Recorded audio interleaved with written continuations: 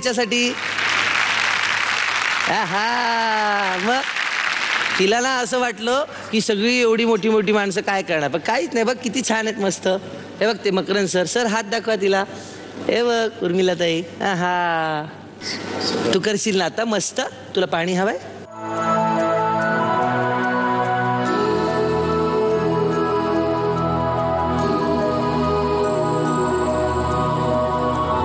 Okay झालं. नमस्कार, माझं नाव श्रुती. महाभारतातील एक छोटासा प्रसंग सादर करते. कौरव पक्ष आणि पांडव पक्ष यांचं युद्ध सुरू झालं आणि तोच दिवस आला. अर्जुन लढाई करत करत श्रीकृष्णाबरोबर बराच लांब गेला होता. इकडे गुरु द्रोणाचार्यांनी चक्रव्यूहाची रचना केली. हे चक्रव्यूह फक्त श्रीकृष्ण, अर्जुन आणि गुरु द्रोणाचार्य यांनाच फक्त माहित होते. पण छोटा अभिमन्यू घाबरला नाही. तो म्हणाला, मी चक्रव्यूह पार पाडील. अभिमन्यू चक्रव्यूहात शिरला. त्यांनी अर्ध चक्रव्यूह पार पाडले. दुर्योधनाला वाटले हा अभिमन्यू आपल्याला जड जातोय. काय करावे? आता ह्याला कापतानीच मारावे. दुर्योधन पुढे आला आणि म्हणाला, ये बाळ अभिमन्यू ये, मला तुझा अभिमान वाटतो. किती छान लढतोयस, ये. असं म्हणून दुर्योधनाने अभिमन्यूला आपल्या मिठीत घेतले आणि पाठीमागून कौरव सेनेने बाण मारले. अभिमन्यू धरातीर्थी पडला. अशा या अभिमन्यूच्या शरीराला जयद्रथाने लाथ मारली आणि अपमान केला. हे अर्जुनाला समजल्यावर अर्जुन रागात होता. अभिमन्यूची चिता जळत होती. त्या चितेच्या ज्वाळा अर्जुनाच्या डोळ्यात स्पष्ट दिसत होत्या. इतक्यात युधिष्ठिराचा हात अर्जुनाच्या खांद्यावर पडला आणि म्हणाला, मातुल यस्य गोविंदा, पिता यस्य धनंजया, सह अभिमन्यू हता युद्धे, कालोही दुरतिक्रम. हा अर्जुनाला काहीच सुचेना काय करावे. जयद्रथच अभिमन्यूचा वधाच कारण आहे हे समजल्यावर अर्जुनाने प्रतिज्ञा घेतली, यदि जयद्रथः कौरव पक्ष न त्यजेत तरीही श्वः सूर्यास्तप्राक् निहतो भवेत् मया, नो चेत् अहमपि अग्निप्रवेशं करिष्यामि.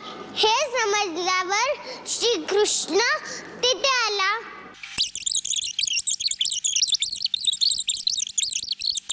दुसरा दिवस सूर्य उगवला आणि घनघोर युद्ध सुरू झाले. आज अर्जुन काही बोलेना, पण त्याचे बाण मात्र बोलत होते. चपळाईने रथ चालवणारा श्रीकृष्ण म्हणाला, अर्जुन म्हणाला, राधेय, माझे बाण या शकटव्यूहामुळे जयद्रथापर्यंत पोहोचू शकत नाही आणि आता तर सूर्य डोक्यावर आलाय. यावर श्रीकृष्ण हसला.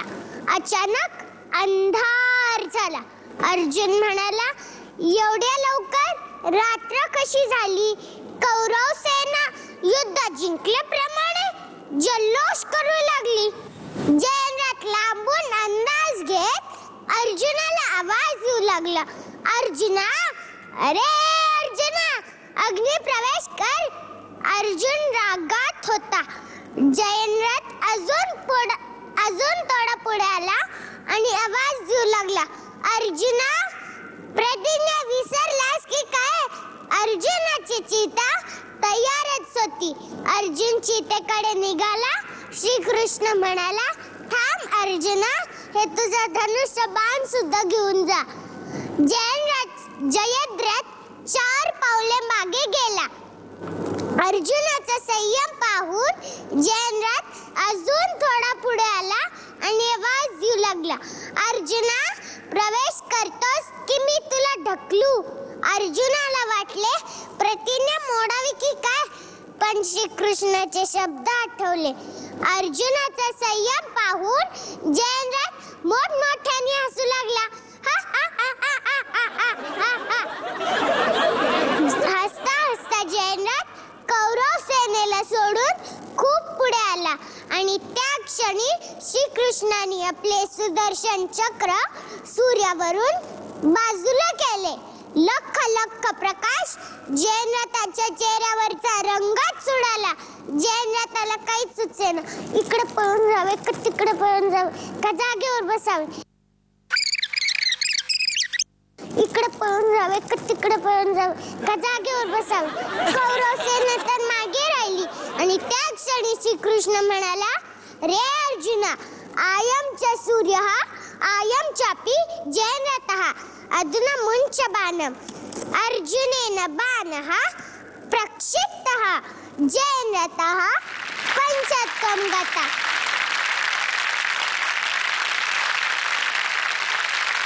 अशी झाली की नाही गंमत. तरी विसरलेस मला द्यायचं. काय मी द्यायचं विसरलो तुला. तू मला टाळी द्यायची विसरले. हे टाळी हे अरे काय हा तुझी मिशी काळी, तुझी डाळी काळी आणि तुला हॅपी दिवाळी. अगं काय करू तुझं. आता येताना थरथरत होते. तिकडं देवी तिथं. आता काय करू मी. रडू येत होतं की नाही आतमध्ये की नाही, पण आलीस तू आणि किती शूरवीरपणे सगळं बोललीस. एकदा जोरदार टाळ्या हिच्यासाठी. आणि जयद्रथ कसला घाबरलाय ग, मला इतकं आवडलं जयद्रथ. कोण शिकवतो तुला हे सगळे गोष्ट बिष्ट सांगायला. आईच शिकवते. आई आली आज तुझी तुझ्या बरोबर. हो. ओके, आईला बोलूया का आपण.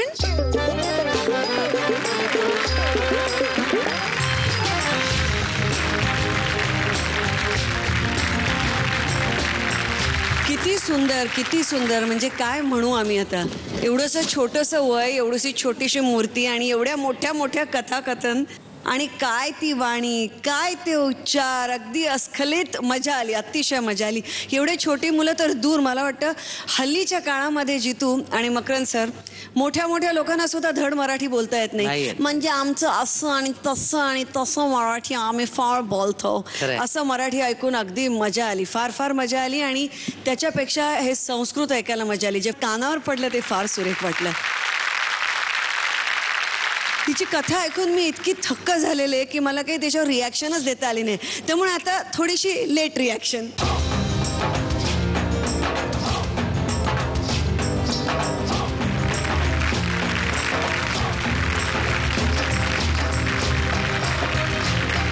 हे महाभारतच का असं शिकवलं तुम्ही.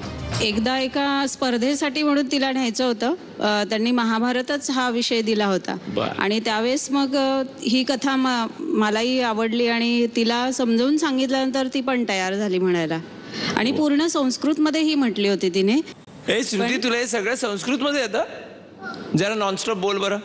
मातुलयस्य गोविंदा पिता यस्य धनंजया सह अभिमन्यु हता युद्धे कालो हि दुरतिक्रमा अर्जुनस्य शोकावेगः यदा प्रशान्तः तदा सः कथमापतितम् इति अपृच्छत्.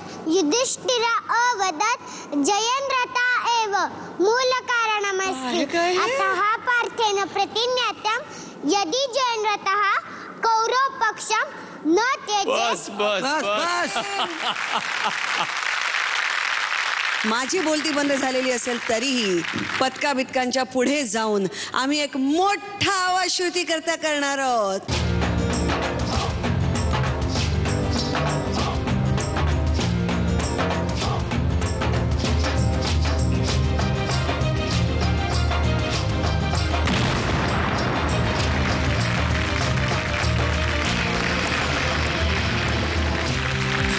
श्रुती जेवढी छोटी तेवढा छोटासा ब्रेक घेऊन